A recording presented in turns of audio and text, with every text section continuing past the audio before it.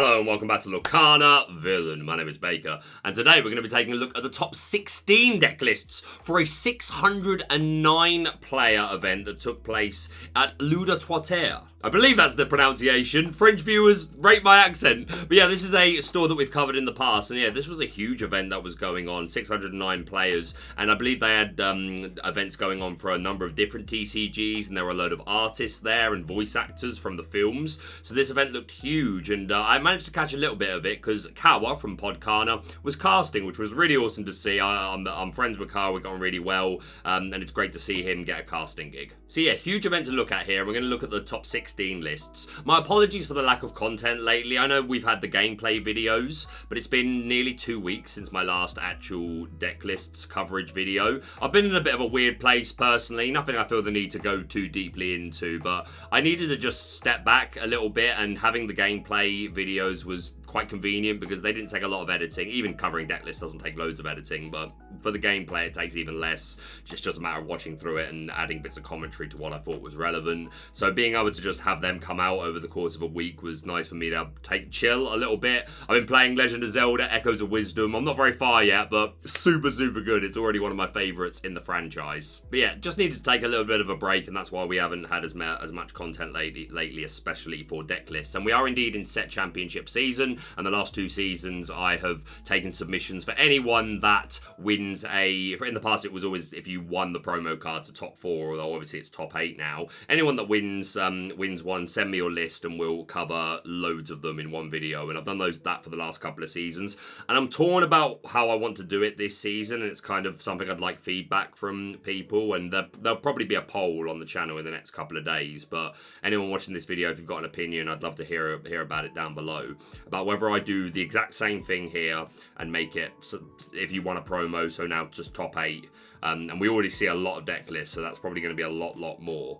Or we, instead of doing those sort of videos, I just stick to covering tournaments as a whole, top 8 deck lists or top 16 if it's over a certain amount of players, and just focus on covering those larger events, the events that are over 30 players, because I'm going to be building to doing another Ultra Data video before Seattle. The last one of those I did got really good feedback, so I'm definitely keen to do that again. So yeah, I'm open to people's opinions, suggestions. Do we do the same thing again this season where it's just anyone that's won the promo card, send me a list, we cover everything and we look at loads and loads?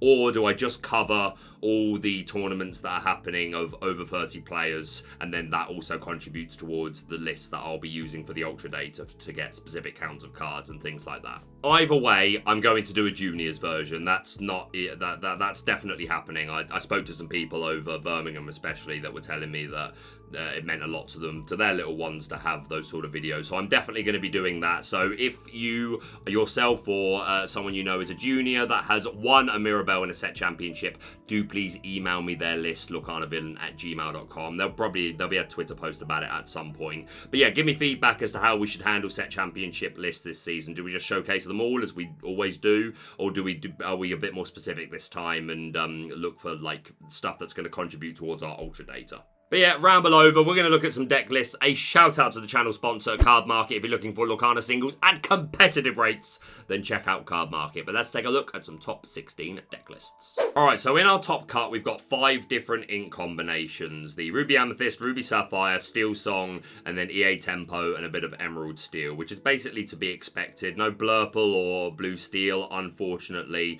but some nice lists and a couple that are in particular that are running some very spicy cards. But in first place, taking it home in this huge event, and by the way, this was 2-game format throughout Swiss, and then obviously best of 3 for top cut. They did cut to a top 32. We're just looking at the top 16, but yeah, SteelSong going all the way, courtesy of Bastion. We are running those 4 Prince Naveen's, which is becoming more and more popular. I credit that very much to DeCandio, who's really flown the flag for Naveen and just how useful it can be, just like having the active singer on board and allowing you to just play Zeus out of nowhere, whole new world out of nowhere if you can't get a singer to stick.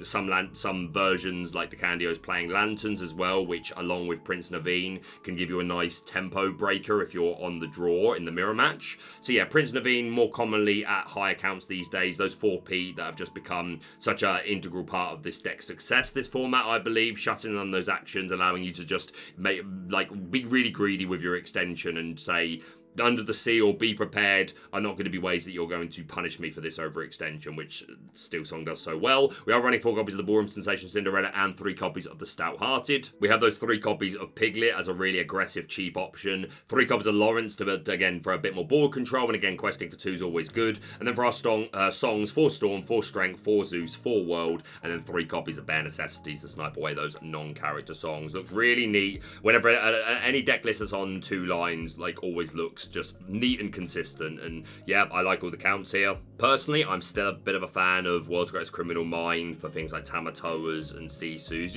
Like, there are other ways of doing it. Again, Strength and Raging Fire, if you've got a nice wide board, can get you a long bit of, get you a lot of damage, and obviously Zeus is already doing 5, so probably not so much for Big Sisu, in fact, but yeah, I think just Tamatoa is such a consistent card to come up. I don't know, I just like World's Greatest Criminal Mind. Slightly biased, obviously, it's a Ragavan card, but nonetheless, a fantastic, really neat, consistent looking list. Took them all the way. Great to see SteelSong take a dub, so congratulations to them. Our second SteelSong list in the top 16, we have Fabrice. They are playing basically all the same cards that we just talked about from the previous list, but obviously different counts, only 3 people.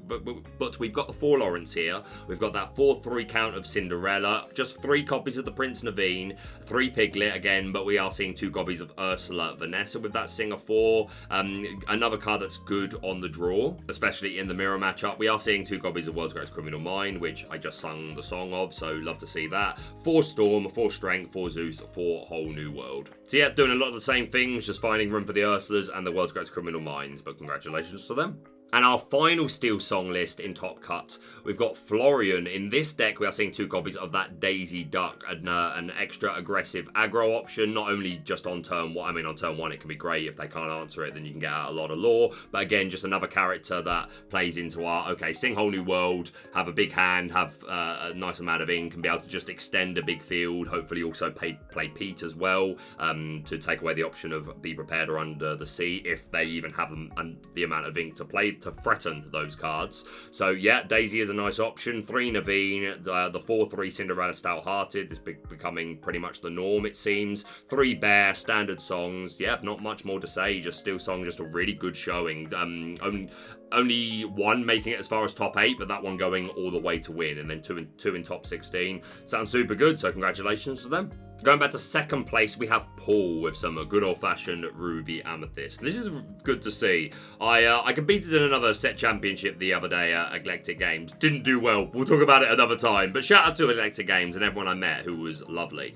But I took Red, Blue, and Ruby Amethyst, and I wasn't really sure what I was going to play until I got there. But the version of Ruby Amethyst that I put together was literally this list, except -1 Be Prepared, +1 Crab. So yeah, I really like this. I opted to, if I did play Ruby Amethyst, which I didn't, I played Red, Blue. But I did opt to try out 1 copy of the library. And yeah, we've seen similar lists doing it really well throughout the format. Because of the library, we've got that 4 Chernobog, 4 Magic Broom. We've got those 4 Flynn Rider, 2 Crab here, great for the mirror. Great for dealing with the Stout-Hearted Cinderella. 3 Medusa, which I do think is necessary now, just because there's a lot more Beast Tragic Hero in format for a start, and it's good against green, yellow, and green steel in general. I think 2 Tremaine is super important. Red, blue is still super out there, and they're just safer than B-Kings, plus you can obviously bounce them. On the 4 Brawl, make sure we've got that answer to opposing Flynns, Diablos if they're not at the Cove, Aerials if we need. So yeah, it looks super neat and consistent. Congratulations to Paul. Going into top 8 onto Ruby Amethyst, we have, I believe this is Guillaume, and I'm pretty confident that this was the person that made top 16 at Disney Lorcana Challenge in Birmingham, playing SteelSong. We had them on stream. Switching up to Ruby Amethyst for this event, but again, over 600 players coming to top 8, definitely a name to watch out for, like showing a lot of consistency so far. But yeah, we're seeing a lot of the same things. No library, but we're still on those 4 draw-based 1-drops, the Chernobogs and the Magic Brooms. We've got 3 Kuzco as well, just again a bit more consistency. It allows you to go a bit wider in the early game with Ruby, or at any point in the game with Ruby Amethyst, and you're less punished if you're prepped or just if the Kuzco is removed in any way, because obviously you're drawing the card. I like the high count of Crab, that sounds super good. The 2 Elsa in here as well, I super rate. I always liked Elsa, but I wasn't sure beginning of format if Ruby Amethyst was her place, but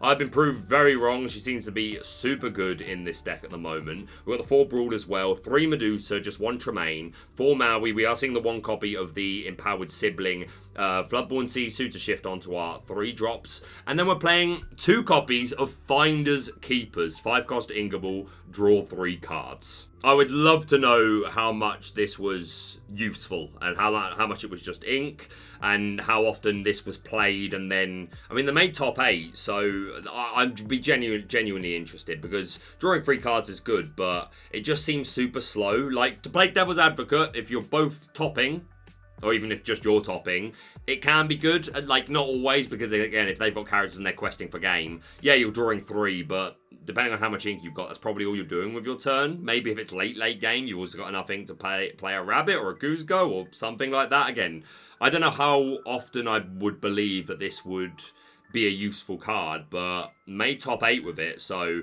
super interesting. I mean, I suppose if on turn 5 you and your opponent are just a bit of a stalemate anyway, like there's nothing to Maui, there's no need to put the Elsa down, or you don't have it, then I suppose it could be alright. I don't know. Interesting. Also on the 4B prep and the 4 Queen's Castle. So, yeah, most things here pretty ordinary. It's not often you see 4 Crab, but I don't hate it by any means. I really rate Crab. But yeah, Finders Keepers, super interesting. Congratulations to them. And our third and final Ruby Amethyst list, we have Michael with 63 cards. We've got a toolbox variant here. I mean, let's be real. We've got lots of very unique options. The usual stuff. We've got the 4 Broom. 4 Chernabog, 2 Broom, 4 Snake, 4 Fox, 2 Crab, 4 Goat, 4 Rabbit. So we've not compensated, taken out any of those. We've got the 1 Tremaine, 2 Medusa. We've got the Floodborn Sisu to go with our only 3 copies of the Emboldened Warrior. 4 Friends, 3 Brawl, 1 Be King Undisputed to go with 1 Tremaine is fine. 3 B Prep, 4 Castle, and 2 Library. And then we've got 1 Cogsworth to give something rush out of nowhere.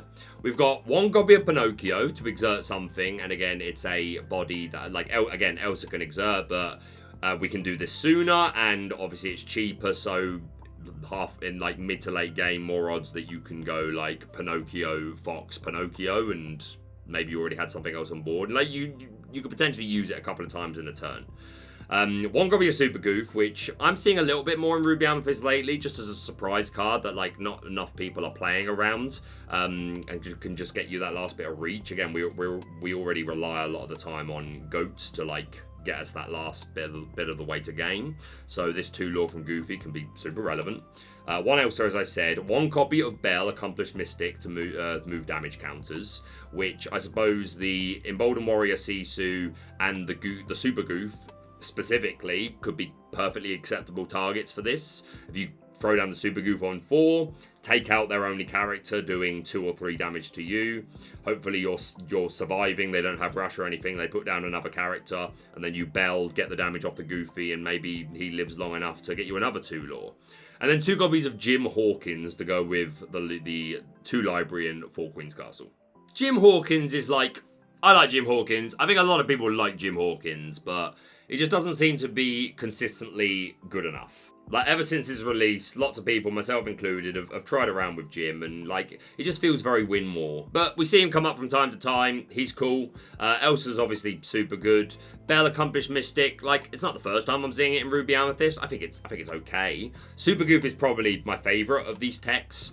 Pinocchio, I love Pinocchio, but I think if you're not playing Rafiki, I just don't think it's worth it personally. I would rather just rely on Elsa, who's also inkable, and obviously with the rush and evasive. I think if you're playing for Rafiki, I think Pinocchio is far more reasonable so that you can, like, on turn 2 have good odds to immediately take something out or remove the aerial as soon as she comes down, or even like a Robin Hood and break a shift line or something.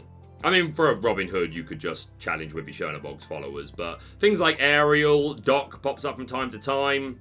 I don't know, maybe the Chernabog's followers is good enough just for taking out like the Robin Hood or an opposing Flynn. I don't know, I just feel like Rafiki is better with Pinocchio, but yeah, I mean, 63 cards, I'm not a fan of. I like the Super Goof in here, and I think if you want to run the Jim Hawkins with 6 locations, I think that's perfectly reasonable. And there is synergy for the Bell with a couple of these characters, but nonetheless, led them to a top 16. great to talk about a slightly different looking list. So congratulations to them.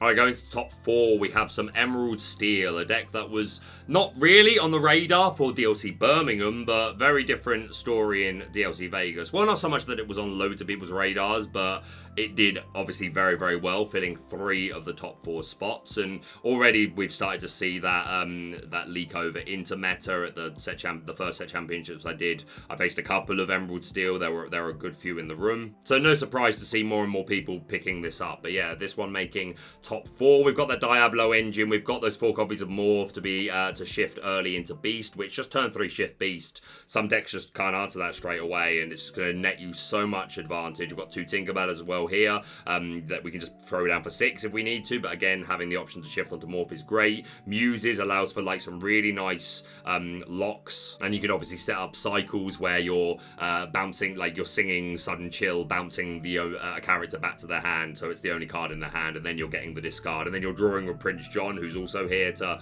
go hand in hand with all those discard cards like Bruno, Hypnotize, Sudden Chill, as we just mentioned. We've got 2 copies of Hidden Cove here to fix math, keeping Diablo out of things like Brawl range could be super, super important. If anything, I'd like to see more copies of Cove personally. But 4 Storm, 4 Strength, got those 4 Pete, 4 Ursa Deceiver of all to double sing these songs, and we're seeing those 2 copies of Ana, who is going up in popularity. Just a really flexible ability, quest for 2, and on play you can pay an extra 2 ink to either make the opponent discard a card, a chosen character gets +2 strength, or you can banish a chosen damaged character. So nice flexibility, and if nothing else, we're just making them discard and then hopefully drawing from Prince John. So yeah, this deck on a bit of a resurgence, I would say. So yeah, huge congratulations to them.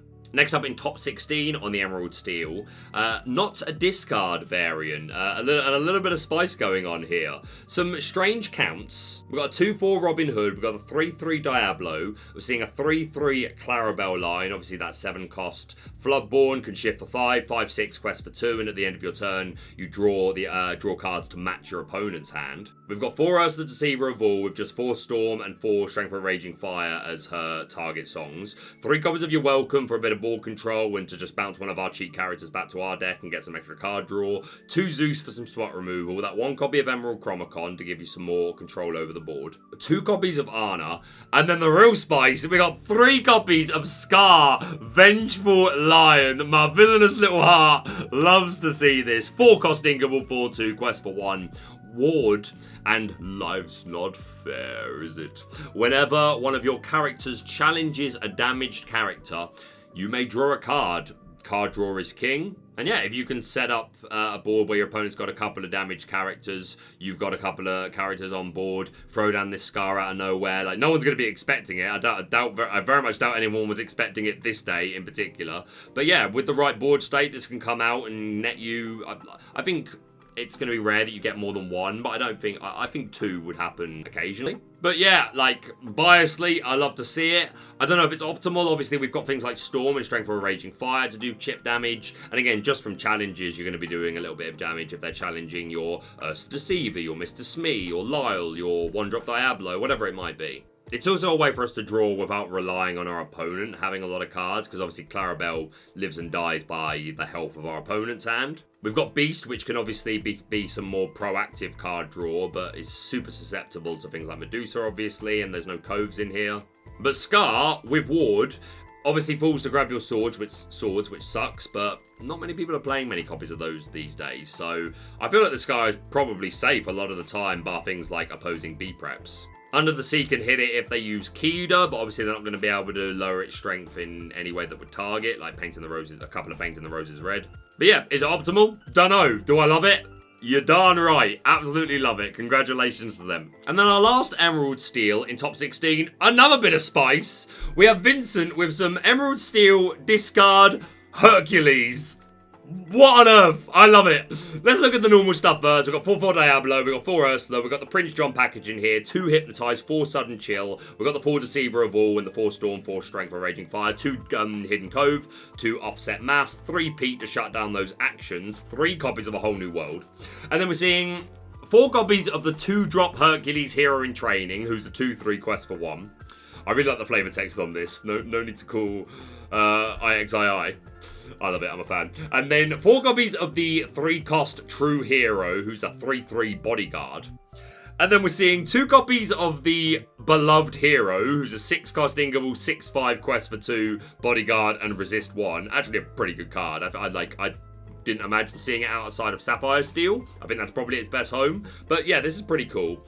4 copies of the Divine Hero Floodborn Hercules. 6-cost Ingable is a shift 4, 6/3, quest for 2, and resist 2. So obviously you can shift on top of any of these Hercules, but at earliest on turn 4, preferably onto our 2-drop. And then the reason for all of these Hercules, we've got 4 copies of Megara, Liberated 1. 5-cost Inkable, 4/4, quest for 2. She's got Ward, and people always do crazy things. Whenever you play a character named Hercules, you may ready this character. And the crazy thing about that is that it does not say she may not quest for the rest of the turn.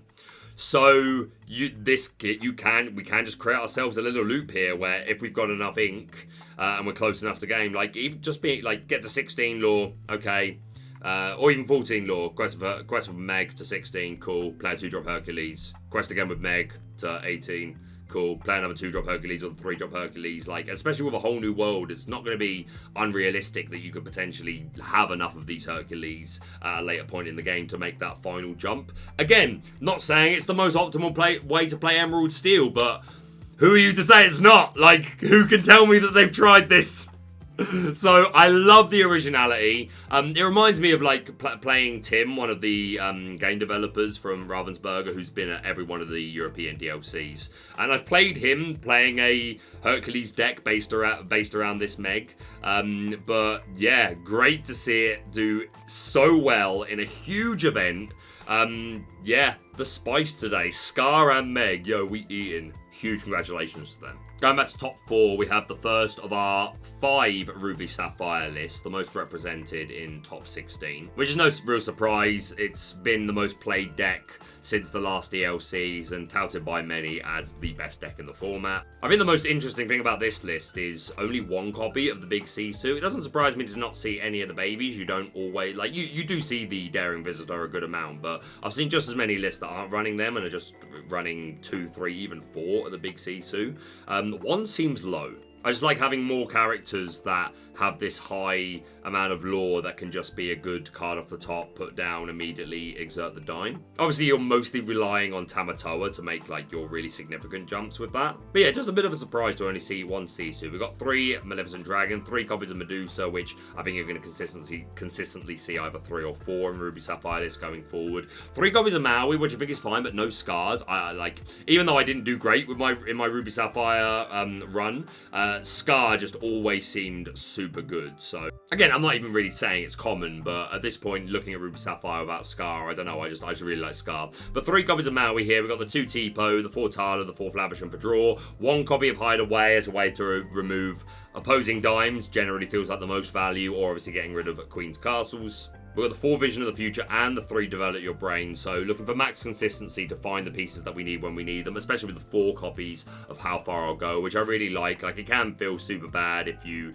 lose 1 to Ursula on turn 2, but they're super good, like, just helping get through. Like, it's quite often you find yourself topping, and you need to find that Flavisham, that Dime, that Sisu, that Maleficent, whatever it is, and this is helping you go through the deck and continue to ramp. 4 B Prep, and then our item package, 2 Vitalisphere, 4 Port, 3 Fishbone, and 2 Lucky Dime. Oh, and 3 copies of 1 Jump Ahead. So yeah, looks really, really nice. Scar is just player preference, but it does surprise me to only see 1 copy of Empowered Sibling Sisu in here. But nonetheless, this deck served them well, took them all the way to top 4, so congratulations to them. Going into top 8, another Ruby Sapphire list. This one is playing 2 copies of the Daring Visitor to remove a character with 1 strength or less, and we are seeing the 3 ice block in here. They weren't in the previous list, but we are seeing the 3 ice block to combo well, obviously with Brawl, Medusa, this Daring Visitor, and the 4 copies of the Empowered Sibling that we're seeing in this version. 3 Maui. We've got 2 copies of Kuzco in here as our way to remove the items and locations. I played Kuzco, and I like Kuzco just because, again, so often you find yourself like not many cards just I just need a character off the top to go with my dime that's on board. So I like the Kuzco. Just 2 copies of 1 jumper here. Once again, the 4, how far I'll go. Just 2 be prepared.